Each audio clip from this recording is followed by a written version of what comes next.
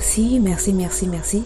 C'est vrai que il y a longtemps que je n'étais pas là, mais il y a beaucoup qui sont contents de me revoir. Merci, je suis contente et j'apprécie beaucoup vos marques d'attention.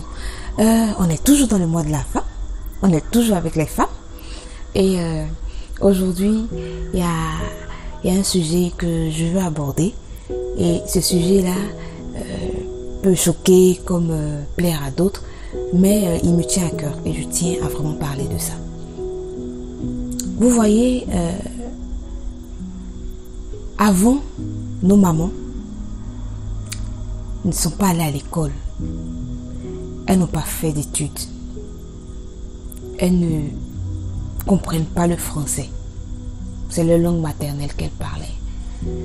Elles n'avaient pour seule activité que soit les travaux champêtres ou bien les travaux de la maison et c'était tout. Elles étaient dans des hameaux, dans des huttes. Il n'y avait pas de climatiseur, il n'y avait pas de ventilateur, tout. Elles vivaient de façon naturelle, simple, de façon simple. Mais ces femmes-là maîtrisaient le temps. C'était des ingénieurs, hein. Elles savaient quand planter, elles savaient quand récolter, elles savaient quand faire ci, quand faire ça.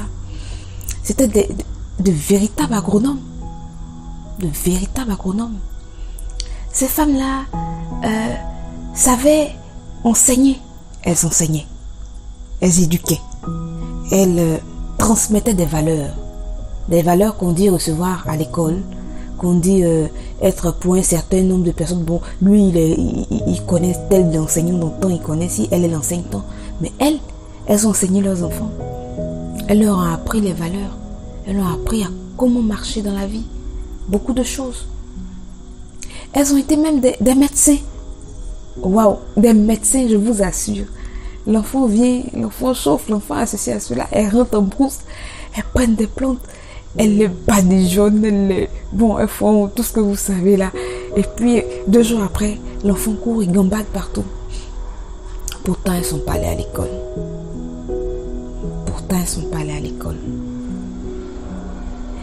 Elles arrivaient à s'occuper de leur famille. Elles arrivaient à s'occuper de leur mari. Elles n'avaient pas besoin de conseillers matrimoniaux. Elles sont restées 20, 30, 40, 50 ans avec des hommes. Elles ont passé toute leur vie avec leur mari. Et tout allait pour le mieux. Aujourd'hui, ce sont des mères de diplomates. Ce sont des mères de professeurs. Ce sont des mères de médecins. Ce sont des mères d'enseignants. Ce sont des mères de... de tout ce que vous pouvez savoir aujourd'hui. Et on sait comment étaient les gens avant.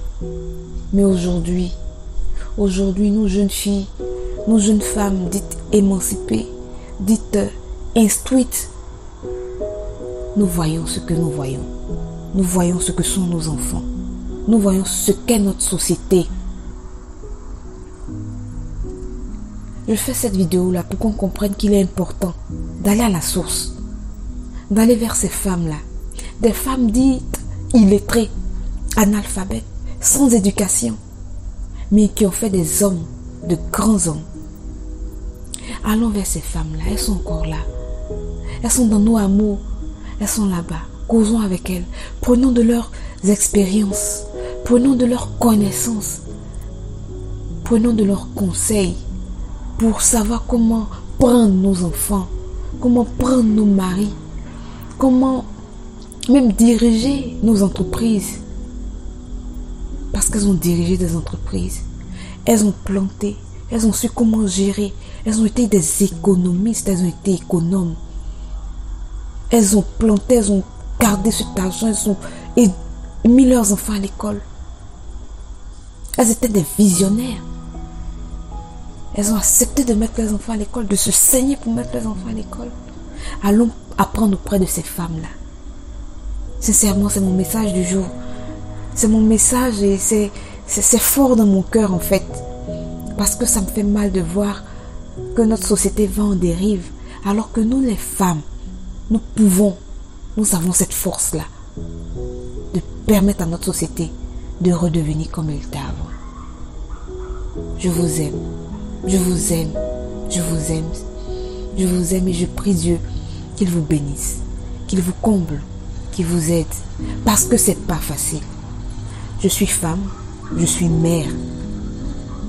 Je sais, c'est pas facile. Que Dieu vous bénisse.